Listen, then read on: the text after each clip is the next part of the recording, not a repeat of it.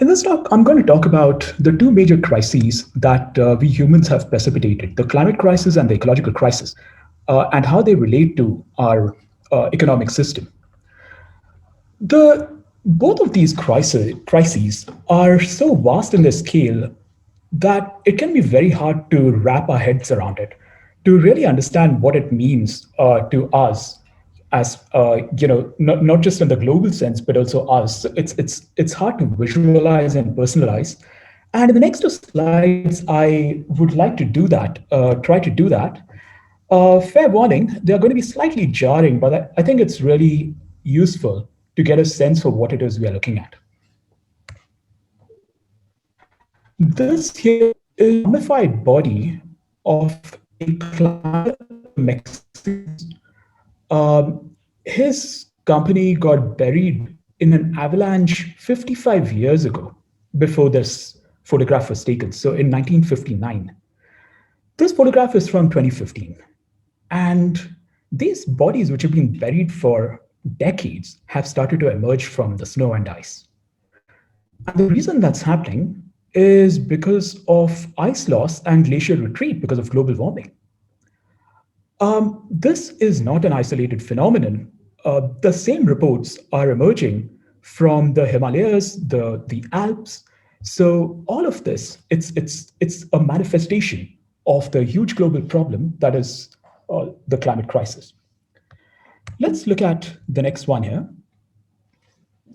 This kangaroo baby, you will notice that its feet are bandaged.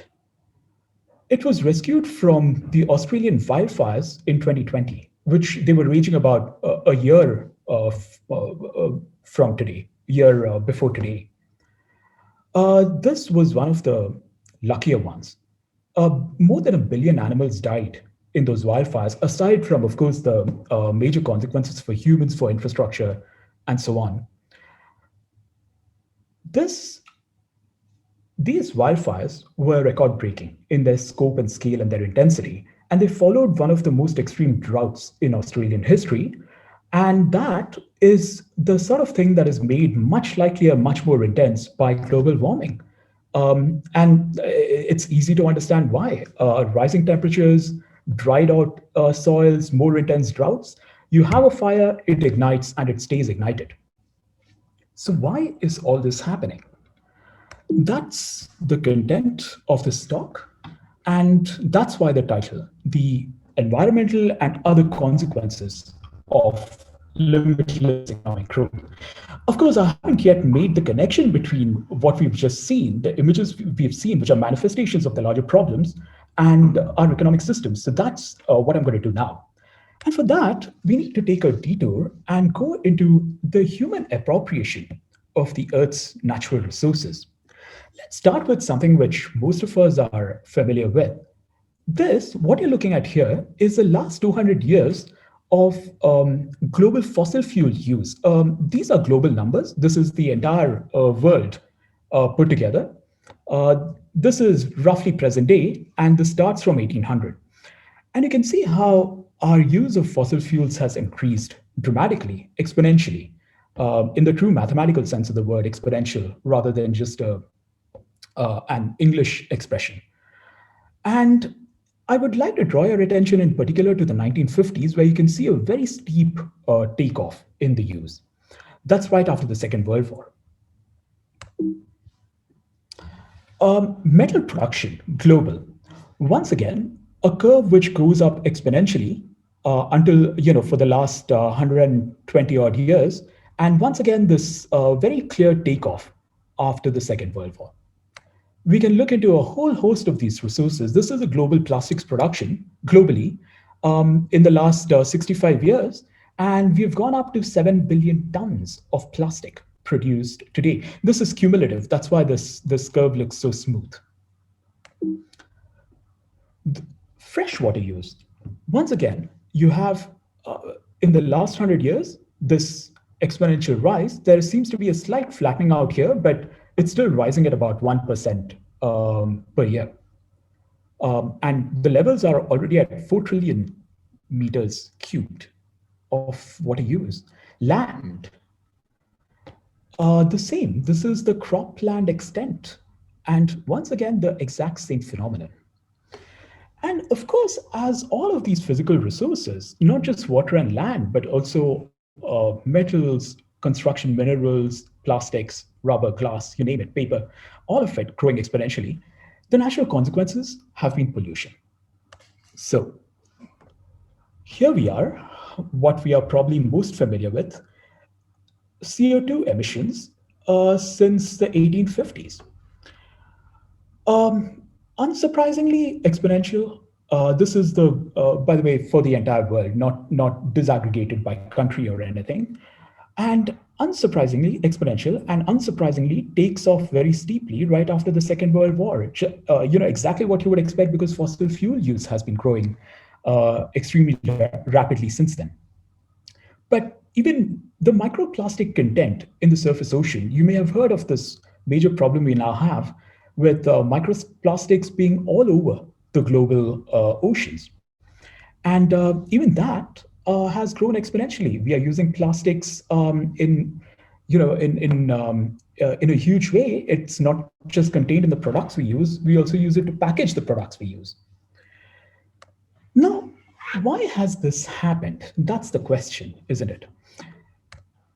Here's the fundamental reason.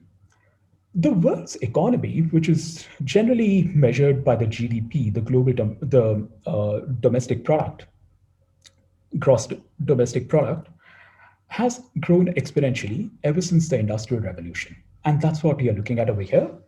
And might I point out that right here after the 1940s is this very steep takeoff, which has basically been the root cause of all of these other resources taking off exponentially and steeply. Why is this? What this increasing world economy has enabled is wealth. And that wealth has given rise to ballooning consumption. It's all the stuff that we own, the appliances, the electronics, the food we eat, the junk food we increasingly eat, the way we travel, private transport, flights, what we wear, the fashion industry, all of it. Everything that you see over here comes from raw materials, and the use of which has caused pollution.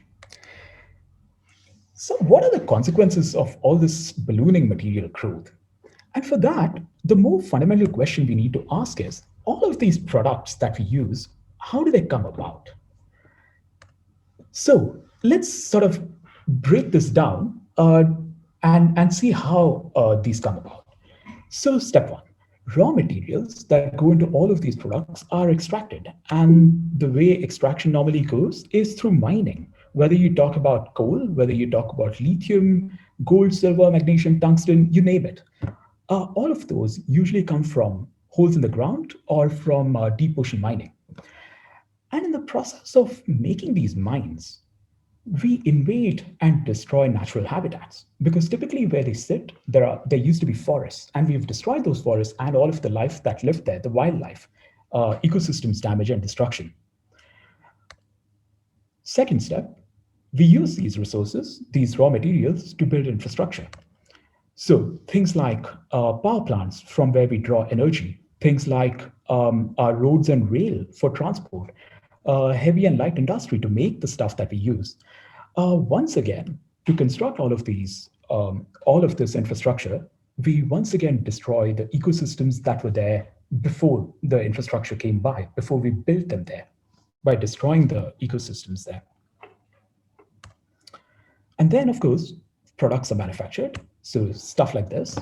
And in the manufacturing process, very often we use toxic chemicals or heavy metals, which are, mercury and lead and so on, which are also very, very harmful to human health. Now, we use and dispose of these products, right? In that process, we create all of this pollution.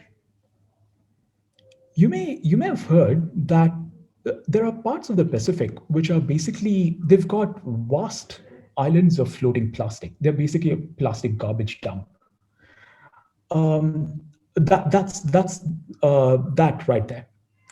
And then, of course, if we release untreated effluents, chemical effluents into water bodies, that causes water pollution. We have landfills, and we have you may know that we have this whole huge problem of electronic waste, which is building up, very hard to recycle.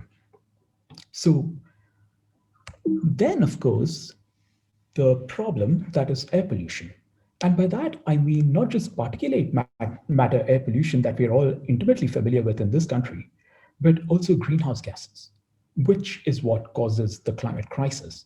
Now, I deliberately left out greenhouse gases for now because I would like to point out that greenhouse gas pollution, which causes the climate crisis, is just one of the many ways in which we are destroying the living world. Although that's what finds most expression in the media these days. And so the consequences are the ecological and climate crises of our resource extraction, raw material extraction, infrastructure construction, product manufacturing, its use, and its disposal in that order.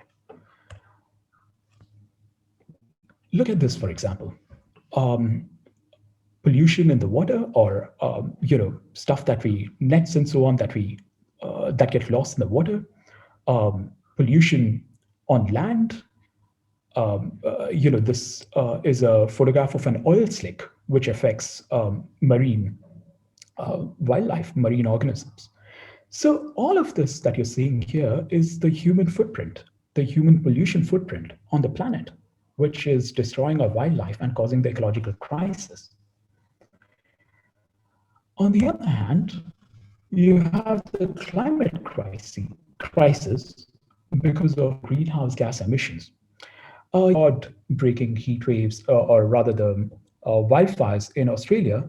There were also the record-breaking wildfires in California, which destroyed vast tracts of land, of infrastructure. This was in California, North America. Let's come to this part of the world.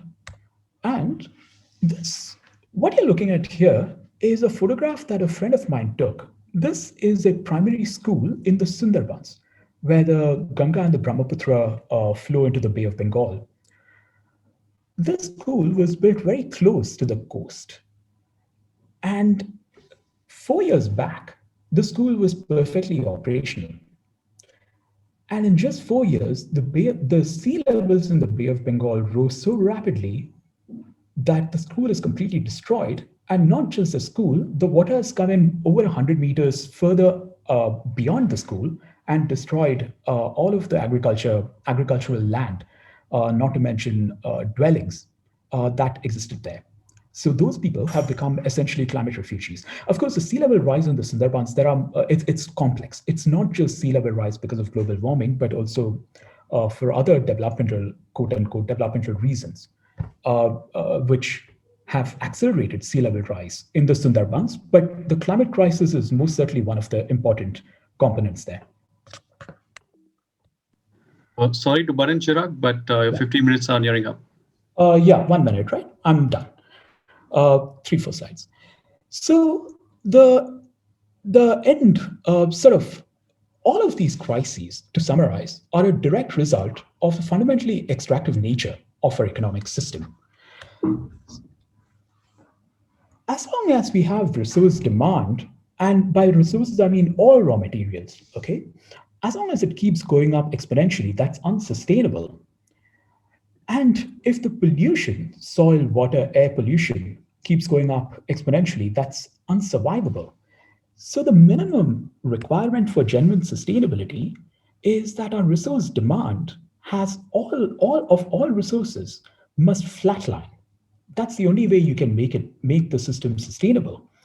And in addition, all of the pollution must be extinguished to the extent that it can. And that is survivable. So this is what we really require. And yet, the mainstream narrative, it mandates limitless economic growth without any notion of sufficiency.